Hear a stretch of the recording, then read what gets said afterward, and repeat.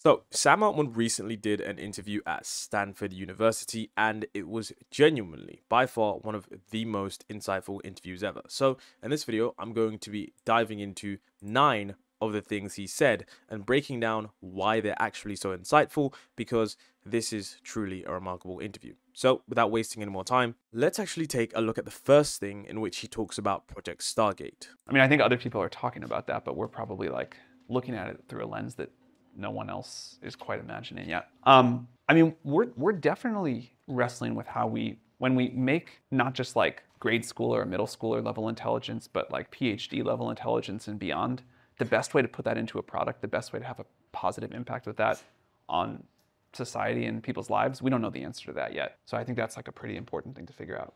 If you believe, which we increasingly do at this point, that AI infrastructure is going to be one of the most important inputs to the future, this commodity that everybody's going to want, and that is energy, data centers, chips, chip design, new kinds of networks. It's how we look at that entire ecosystem and how we make a lot more of that. And I don't think it'll work to just look at one piece or another, but we got to do the whole thing. So I know that this first clip was actually quite vague. Sam Altman actually does do that sometimes because the details of what he is essentially doing is quite under lock and key, so to speak. And that just essentially means that while Sam Altman is talking in this interview, he doesn't want to give away too many key details. But what we do know he's most likely referring to here is, of course, the infamous Project Stargate. For those of you not familiar with Project Stargate, it's a $100 billion data center that would likely be built over several years for the purpose of building artificial general intelligence and beefing up Microsoft and OpenAI's joint collaboration efforts to basically become the AI powerhouse that they could potentially be in the future once AGI does arrive. Now, this is what Sam Altman is talking about here, and he basically, later on in the interview, although I don't include the clip in the video, but he actually does talk about how in the future, this is pretty much going to be one of the most valuable resources on the planet, and I think that that is something that is quite incredible to state, because increasingly in the future, as the technology gets better and better, and as the intelligence is more increasingly reliable and more increasingly intelligent, the capabilities are so going to increase, which means that access to this kind of technology is going to become something, I guess you could say, quite like the internet. You know how right now we use the internet for a lot of our daily needs, and if you don't have the internet, it's pretty hard to function. I think in the future, AGI is definitely going to be a resource like that, which is why he's talking about right now building really, really big computers is, of course, a problem, and it's something that they're working on. And does it grow? So, in terms of just like the compute cost, correct me if I'm wrong, but ChatGPT-3 was, I've heard it was $100 million to do the model, and it was 175 billion parameters. GPT-4 cost $400 million with 10x the parameters. It was almost 4x the cost, but 10x the parameters. Correct me, adjust me. You know it, I don't. I do know it, but I won't. Oh, you can. You're invited to. This is Stanford, Sam. Okay. But even if you don't want to correct the actual numbers, if that's directionally correct, does the cost, do you think, keep growing with each subsequent? Yes. And does it keep growing multiplicatively? Probably. I mean, Now, the reason I've actually included this clip here is because this actually touches on a fundamental aspect of AGI and AI level systems in the future that we are yet to build. The kind of infrastructure that is probably going to power the US economy and the Western Hemisphere is something that we truly haven't seen yet. And I think this interview gives us the first glimpse on how much is actually going to be going into this very, very interesting future. Now, the reason I say that is because he talks about, increasingly more investments in AI. And of course, as you're going to see later on in the video, he does talk about certain figures, which I'm yet to disclose. Now, this is something that is pretty incredible because, GPT-4 was allegedly $400 million to train. And apparently the future models, the future frontier models, are going to be even more expensive than that. And there have been some industry people stating that models are going to cost $1 billion or even $10 billion to train in the future. And some people, and the reason this is why I brought this up, some people are stating that, models being more expensive in the future could mean that we're using the wrong architecture to train these models. But I would kind of disagree, because we've definitely achieved a lot by scaling up our technologies, as many of you may know about the better lesson, which actually touches upon this subject. But I think it's so interesting to note that 400 million for an AI system, and we've seen that Google spent like literally 194 million, I do believe, on Google Gemini, and it seems like companies are going to have to even spend more in order to deploy and train future models, which is definitely something that is pretty incredible, because it means that potentially we're about to enter a new age of AI. OpenAI is phenomenal. ChatGPT is phenomenal. Everything else, all the other models are phenomenal. You've burned $520 million of cash last year. That doesn't concern you in terms of thinking about the economic model of how do you actually, where's going to be the monetization source? Well, first of all, that's nice of you to say, but ChatGPT is not phenomenal. Like, ChatGPT is mildly embarrassing at best. GPT-4 is the dumbest model any of you will ever have to use again by a lot. But, you know, it's like important to ship early and often. So, I mean, it's clear why I included that clip. He literally stated that GPT-4 is the dumbest model that we will ever have to interact with again. Now, the reason I included this one, and I'm pretty sure maybe this is even included in the title somewhere, is that I don't think people fundamentally understand what this means. And I think that's because people are forgetting how much of a shock it was when GPT-4 was released. If you were around at the time of the GPT-4 demo, that thing literally broke the internet in terms of how people were so surprised on what it could do.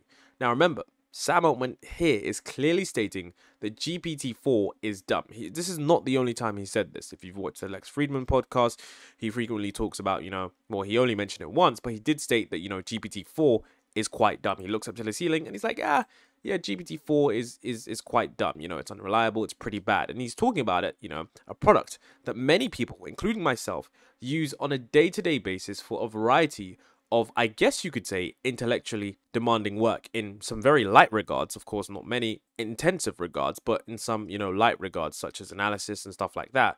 But I think what it shows us is that the next frontier of model is going to be completely different from GPT-4, because for Sam Altman to say not that things are going to be a slight improvement, but to call GPT-4 actually dumb, shows us that whatever they are currently training, whatever new system they're currently using, whatever frameworks they've implemented in their AI system, however they've trained it, however they've fine-tuned the model, it's clear that they've made some kind of internal leap, because stating that a model is dumb means that potentially whatever they were doing beforehand, they've realized the clear mistakes, and they've realized that, wow, what we were doing was actually dumb and what we did is bad. So that means that whatever they've got now is clearly much far superior. And the reason that I think this is so surprising as well is because if we take a look at some of the other companies that are actively participating in the space, companies like Claude, companies like Google, they are really trying to compete with GPT-4. And many people are even like, oh, wow, this model is just as good as GPT-4 or even better. This model, I'm going to use it on a day-to-day basis. This is so amazing. But the CEO stating that GPT-4 is dumb, I mean, the writing is literally on the wall. For him to say that, I think it's going to be clear to us that GPT-5, although they don't want it to shock us, I think it's definitely going to be a major surprise. And a major surprise to, of course, many different AI critics, because many people are stating that LLMs aren't a step towards AGI, and many people are stating that LLMs are fundamentally not even that good because they hallucinate and they do X, Y, Z. But I think whatever OpenAI are cooking up and whatever they are doing, I think that it is truly going to surprise us. And I find it truly hard to believe right now what kind of system would make GPT-4 look dumb. I understand hallucinations, reliability, but I'm guessing that they're probably going to use something, really advanced that's definitely going to take the industry by storm.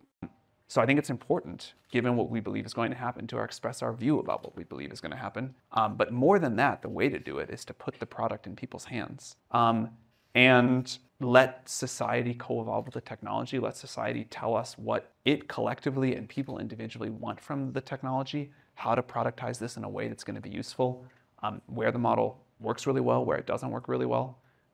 Give our leaders and institutions time to react. Give people time to figure out how to integrate this into their lives, to learn how to use the tool. I'm sure some of you all cheat on your homework with it, but some of you all probably do very amazing, wonderful things with it too. And as each generation goes on, I think that will expand. And that means that we ship imperfect products, but we have a very tight feedback loop, and we learn and we get better. And it does kind of suck to ship a product that you're embarrassed about, but it's much better than the alternative. And in this case in particular, where I think we really owe it to society to deploy iteratively, one thing we've learned is that AI and surprise don't go well together. People don't want to be surprised. People want a gradual rollout and the ability to influence these systems. That's how we're going to do it. And there could totally be things in the future that would change where we think iterative deployment isn't such a good strategy. But it does feel like the current best approach that we have. And I think we've gained a lot from doing this. And hopefully the larger world has gained something too. So one of the key points that Sam Altman actually talks about here is the fact that there's going to be no more surprises. Now, I don't mean this in the literal sense that the next AI systems might not surprise us.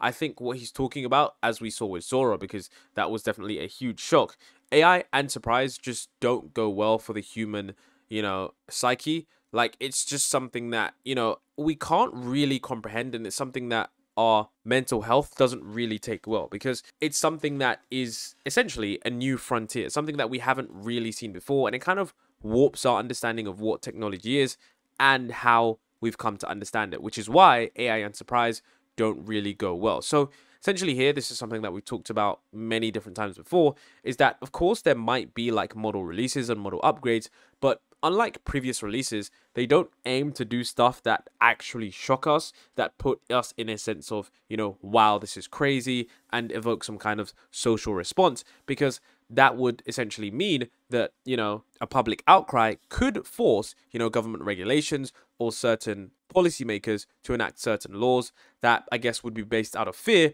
rather than actually regulating technological progress in a normal manner. So this is something to where we're not going to get any more shocking surprises. And I don't think that this is a bad thing. I think that basically what he's stating here is that models over time will gradually get better incrementally, and it's going to allow you to, adjust to the model, allow your workflows to adjust to it, and of course allow the public to adjust to what is now the new normal. And what was crazy was that an OpenAI employee actually said that Sora's release was basically getting us ready for what's to come, because they wanted to show us how crazy AI capabilities are. And even then, Sora definitely did break the mold in terms of what we saw, because it was their first video model and it truly did surpass every other one that was on the platform, which pretty much goes to show just how crazy OpenAI is, especially when they put their mind to something. So I think it's important to understand here that there won't be any surprises, but these incremental updates that you do see on OpenAI's Twitter feed, where you're seeing them post about a small update here and a small update there, that is something that you can be expected to have.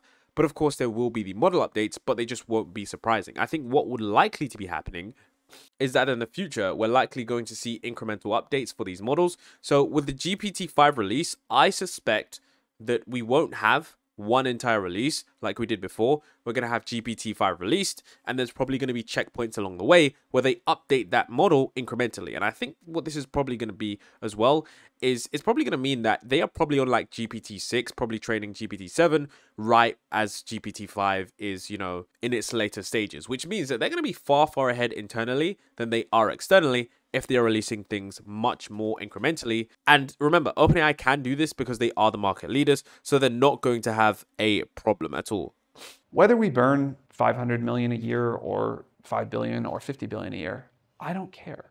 I genuinely don't. As long as we can, I think, stay on a trajectory where eventually we create way more value for society than that, and as long as we can figure out a way to pay the bills, like, we're making AGI. It's going to be expensive. It's totally worth it. Now, most people actually look at this, and I think they look at this the wrong way. I think Sam Altman is looking at this from a winner-takes-all scenario, and I've said this before, but some people still don't get it. The point here is that he's stating that, look, we're making AGI, it's going to be expensive, and it's going to be worth it. The point he's trying to make here is that you shouldn't really try to, like, scrimp and save when it comes to building AGI, because the initial bet here is that if you get to AGI, a true AGI system that can do autonomous research, okay, and let's say you can account for 5 to 7% of the economy's total GDP, okay, which is pretty crazy, but let's just say that that is something that AGI could capture. And as of 2022, the global GDP amounted to over 100 trillion US dollars.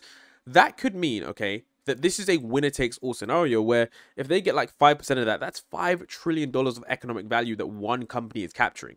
That is absolutely incredible. So if they spend a few $billion making the AGI system, they could surely after get to artificial superintelligence, which is winner takes all scenario, meaning that, you know, they could pretty much take over. They could do robotics. If they and if they get an AGI system to efficiently scale robotics and do robotics, they can pretty much do anything. Okay, like if a human is able to do a lot of the things that we do now, if they're able to efficiently scale robotics after achieving AGI and ASI, then it's pretty much open season for OpenAI on any industry that they want. They could just choose the most profitable one and then go from there. Now, I do think, interestingly enough, there's definitely going to be some new industries, maybe like not on the level of manufacturing Dyson spheres, but I do think that with that kind of technology, the breakthroughs that occur after that would definitely have the technology prioritizing some crazy stuff and not just, you know, the standard basic jobs that we have now. But I think that what Sam Altman is stating here, that like, look, he's going to spend $50 billion. It doesn't matter, because once they get to AGI, that's it. Okay, they've won the game. It's over now. And, well, not essentially over, but those are the companies. How on earth are they going to even try and catch up when a company is advancing exponentially? It's pretty hard to do that. So I think it's a winner takes all scenario. And I think the investors know that, and I think Microsoft are definitely prepared to invest as much as they can in order to ensuring OpenAI get there first, and of course they reap the benefits. And so do you have I hear you. Do you have a vision in 2030 of what, if I say you crushed it, Sam, it's 2030, you crushed it, what does the world look like to you? You know, maybe in some very important ways, not that different.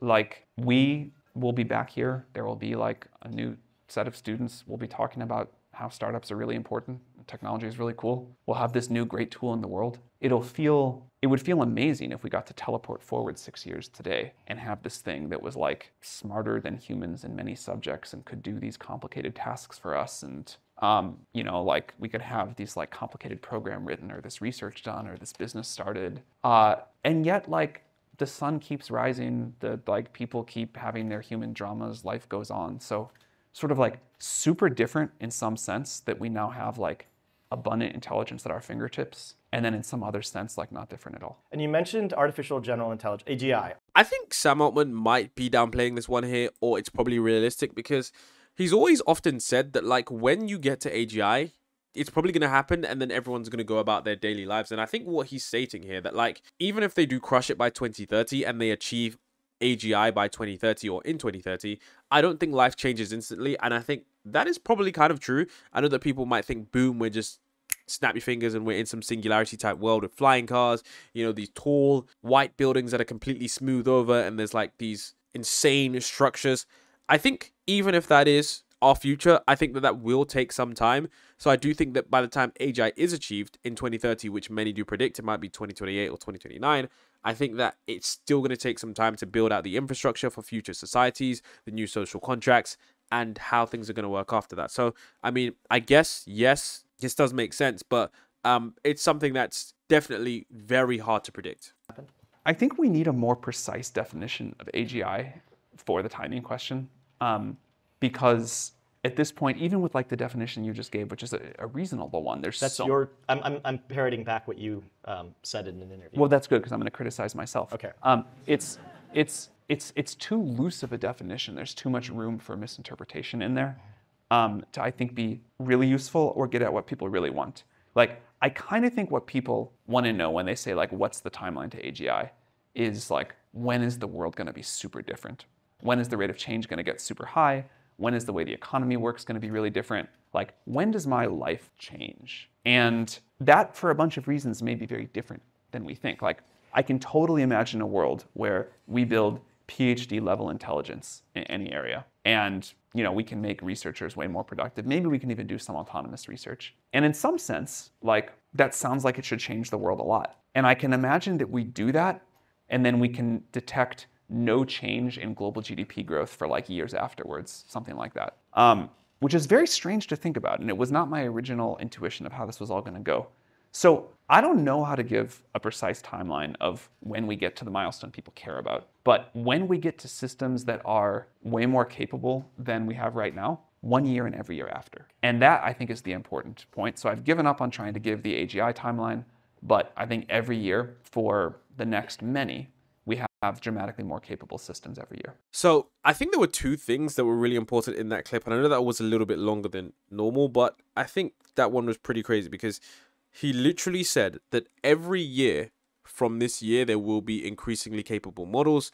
And that is something that I think most people can't really comprehend, including myself, because humans don't have a great time at comprehending exponential improvement because it just doesn't fit into how we naturally see things growing. So it's something that's going to be pretty hard to comprehend, but I'm guessing maybe as time increases, we may have a better understanding of how that looks in our day-to-day lives. Because if you were to show GPT-4 to someone 2 to 3 years ago, they might be like, what on earth is this magic? And this is, of course, a recurring problem with AGI, is that many people have always said that there's not a definitive state of where AGI is. And I agree with this completely, because AGI is not a thing. It is a scale of intelligence that is increasingly better. And I think the lines are going to keep getting blurred, because right now, as many would argue, GPT-4 is a low-level AGI system. But in the future, when we have vision systems, audio systems, video model systems, I mean, embodied AGI as well, I think we're going to increasingly get further down that scale where we get useful AGI. And Sam Altman's personal definition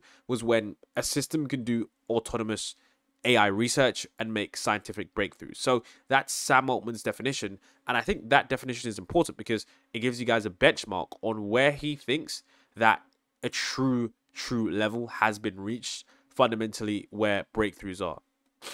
I don't know yet.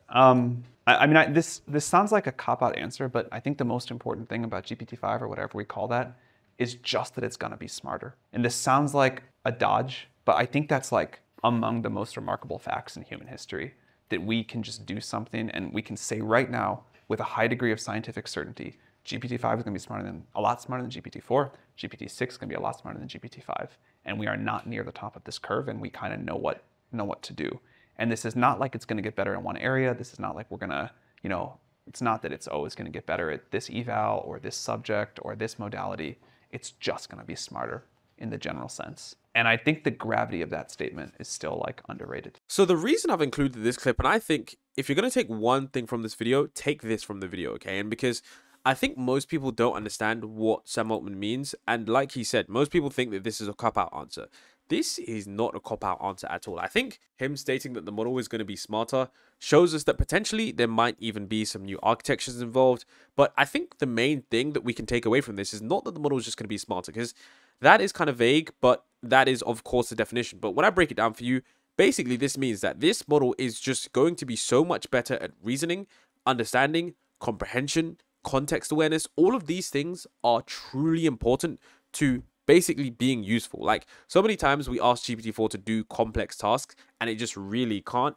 And I think in the future, we're going to see how smart a system can get in terms of actually being able to respond to exactly what we want. And I think this is what Sam Altman is talking about when he says that systems are going to be smarter, because GPT-4 has very limited reasoning abilities, although it does do some reasoning tasks very well. I think future tasks like planning, agentic behavior, trying to model the world, theory of mind, all of these things are increasingly intellectual tasks. And for an AI system like GPT-4, those are areas where it is pretty rudimentary. So I think those areas in the future mean that this kind of system is going to be more widely used, because it's going to allow for essentially more wild-scale deployment. If there's less hallucination, a lot more planning, and a lot more complex reasoning, it's definitely going to be used a lot more, because it means that this system is just truly going to be smarter. And this isn't something where, you're looking at the benchmarks and trying to see that, but definitely we could be reaching an area where these systems really, really do, max out the benchmarks in terms of what's possible. And I think that Sam Altman stating that this is essentially going to be where we're at in the future, I think this actually gets me really excited for what this future model is going to be, because I think that OpenAI are on a completely different path to many of the other AI companies that we look at on a day-to-day basis, because they're still playing catch-up and OpenAI are playing let's set the bar higher. So having a model that's this smarter and them guessing that, they already know where GPT-6 is going to be is, of course, something that you should, watch out for. So I would say that if you're someone that's building a company, definitely plan with in mind that GPT-5 is actually going to be smarter, which means it's going to be applicable for a lot more things. And maybe there are certain intellectual tasks that might disappear with this, and I definitely think they will, because if this model gets even smarter than it is now, it's definitely going to be doing a lot more cognitive tasks, which means a lot more cognitive jobs. Cognitive intense jobs are definitely going to be on the line. So that is something that you do need to prepare for, because I think it's something that, it wasn't really talked about in this interview, but, as someone who's looking at things across the spectrum, it's just a heads up from me. Increasingly worried about how we're going to do this all responsibly. I think as the models get more capable, we have a higher and higher bar. We do a lot of things like red teaming and external audits, and I think those are all really good. But I think as the models get more capable, we'll have to deploy even more iteratively, have an even tighter feedback loop on looking at how they're used and where they work and where they don't work. And this world that we used to do, where we can release a major model update every couple of years, we probably have to find ways to increase the granularity on that and deploy more iteratively than we have in the past. And it's not super obvious to us yet how to do that, but I think that'll be key to responsible deployment. And also the way we kind of have all of the stakeholders negotiate what the rules of AI need to be, that's going to get more complex over time too.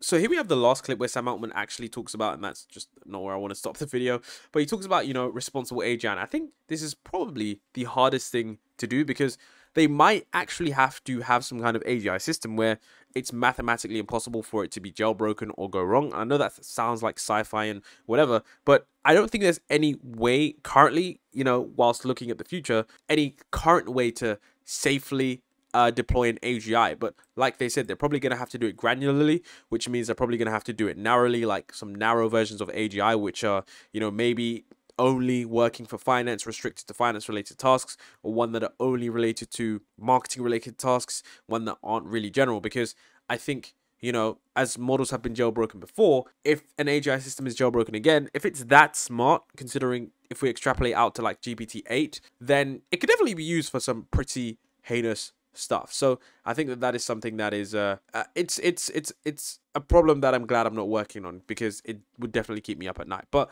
I think that this interview was really insightful, and I think we can all look forward to the GPT-5 release in potentially 2 months or less. So let me know what you thought about this, what you thought about, Project Stargate, what you thought about the compute poor and compute rich, what you thought about the GPT-4 being completely dumb, which is pretty crazy. No more surprises. Of course, the winner takes all scenario, AGI by 2030, the actual AGI timeline, and GPT-5 and GPT-6 getting increasingly smarter.